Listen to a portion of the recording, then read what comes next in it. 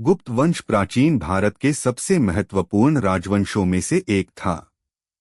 गुप्त काल को अक्सर भारत का स्वर्ण युग कहा जाता है क्योंकि इस समय साहित्य, विज्ञान, कला, शिक्षा, संस्कृति और स्थापत्य के क्षेत्र में महत्वपूर्ण प्रगति हुई।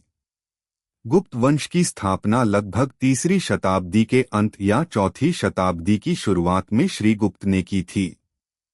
लेकिन गुप्त साम्राज्य को वास्तविक रूप से शक्तिशाली बनाने का श्रेय चंद्रगुप्त प्रथम को दिया जाता है। चंद्रगुप्त प्रथम ने लगभग 320 ईस्वी के आसपास शासन किया। उन्होंने लिच्छवी राजकुमारी कुमार देवी से विवाह किया। इस विवाह से गुप्तों की राजनीतिक शक्ति बढ़ी। चंद्रगुप्त प्रथम ने महाराजाधिराज की उपाधि धारण की। इसके बाद उनके पुत्र समुद्रगुप्त ने शासन किया। समुद्रगुप्त को गुप्त वंश के महानतम शासकों में से एक माना जाता है।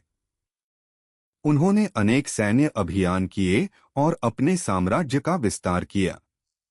उनके अभियानों की जानकारी हमें प्रयाग प्रशस्ति से मिलती है, जिसकी रचना हरिशेन ने की थी।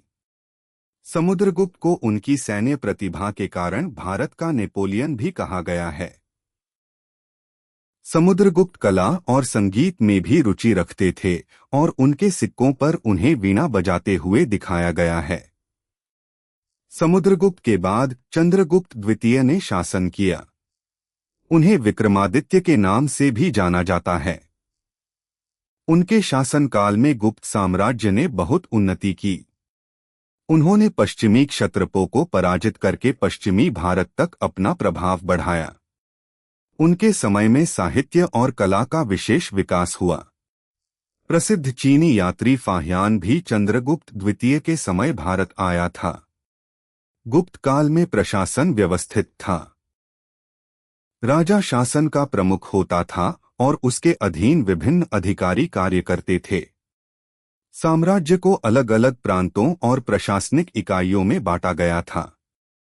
गांव प्रशासन की महत्वपूर्ण इकाई था।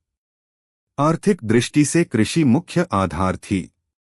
व्यापार और वाणिज्य भी विकसित थे। गुप्त शासकों ने बड़ी संख्या में सोने के सिक्के जारी किए, जिन्हें दीनार कहा जाता है।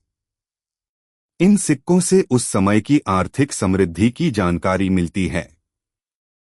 गुप्त काल में साहित्य के क्षेत्र में कालिदास जैसे महान कवि और नाटककार हुए। विज्ञान और गणित में आर्यभट्ट का महत्वपूर्ण योगदान रहा। आर्यभट्ट ने गणित और खगोल विज्ञान के क्षेत्र में महत्वपूर्ण कार्य किया।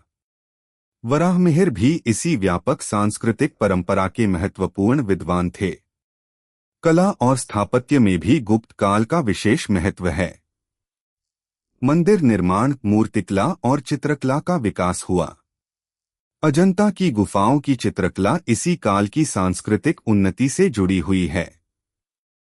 अब गुप्त वंश के पतन की बात करते हैं। कमजोर उत्तराधिकारी, सामंतों की बढ़ती शक्ति, प्रशासनिक कमजोरियां और हूनों के आक्रमण गुप्त साम्राज्य के पतन के प्रमुख कारणों में शामिल थे। लगभग 6ठी शताब्दी तक गुप्त साम्राज्य की शक्ति काफी कमजोर हो गई। परीक्षा के लिए याद रखें। श्रीगुप्त ने वंश की शुरुआत की, चंद्रगुप्त प्रथम ने साम्राज्य को मजबूत किया, समुद्रगुप्त ने विस्तार किया, चंद्रगुप्त द्वितीय विक्रमादित्य के नाम से प्रसिद्ध हुए, कालिदास साहित्य के लिए, आर्यभट्ट विज्ञान और गणित के लिए और फाहियान गुप्त काल के महत्वपूर्ण विदेशी यात्री थे। यही गुप्त वंश के सबसे महत्वपूर्ण परीक्षा उपयोगी तथ्य हैं।